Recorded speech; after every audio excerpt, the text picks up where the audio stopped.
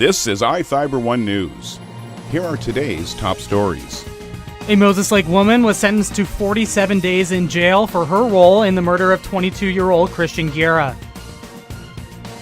State troopers are cracking down on drivers following too close during emphasis patrols.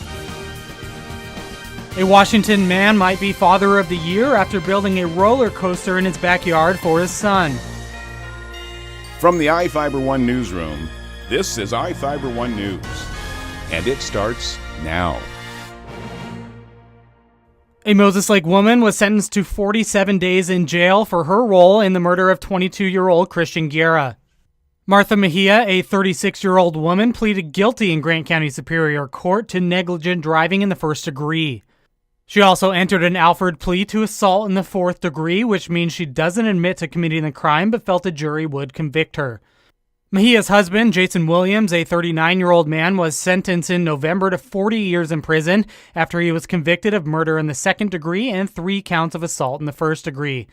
Mejia and Williams were in a GMC Yukon in the Moses Lake Jack-in-the-Box drive-thru January 18, 2015. Mejia backed into a 2010 Ford Fusion where Guerra was a passenger. When the Fusion's driver began yelling at Mejia, she got out of the SUV and began arguing. Mejia reportedly tried to hit Guerra and yelled for help from Williams when Guerra got out of the car.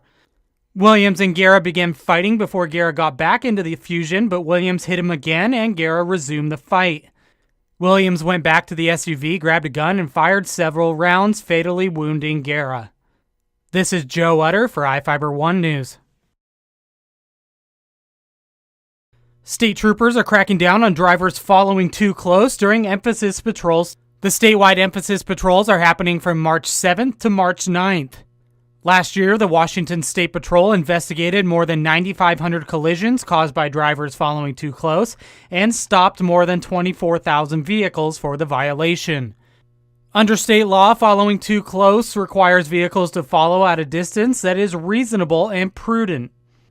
According to the State Patrol, drivers caught following too close can face a $136 ticket or $187 if involved in a collision.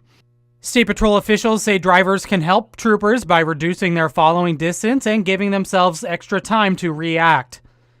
Troopers say these 2 steps are especially important during traffic congestion, adverse weather, and as your speed increases. This is Joe Utter for iFIBER 1 News.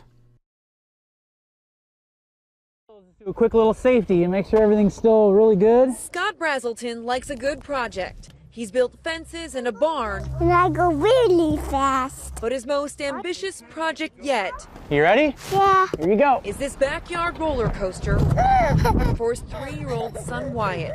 Yep, we went to Disneyland and he just loved this really simple coaster that they had there. Brazelton was planning to build a treehouse in the backyard, but decided to build this complex coaster instead. Yeah, again. Well, we just decided to go for it, and if it was a complete failure, then that's what it was. But it was a fun project, and I mean, what kids don't like coasters, right? So this coaster wasn't just about the challenge.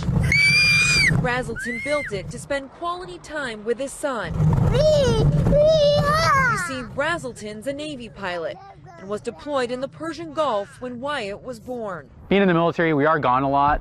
It's a great career, great opportunity, but the time at home definitely counts and definitely matters. So this was a kind of a way to bring us all together, do something constructive, and spend time together doing something fun. Brazelton spent 3 months designing and building this coaster under the guidance of Paul Gregg, a retired Boeing engineer who's published books about building backyard roller coasters. It looks complicated, but it's really just a bunch of PVC and 2x4s put together in a way that's that makes it work. For Brazelton, this coaster is a way for him to be a kid again too. Again! A way to amuse the entire family.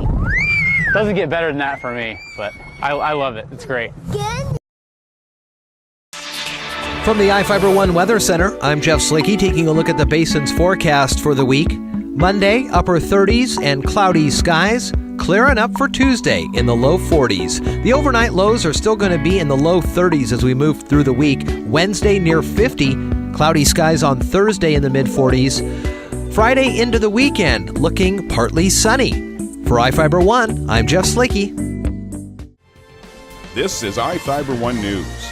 For more information on these stories and other news, visit us online at iFiber1.com or check us out on Facebook.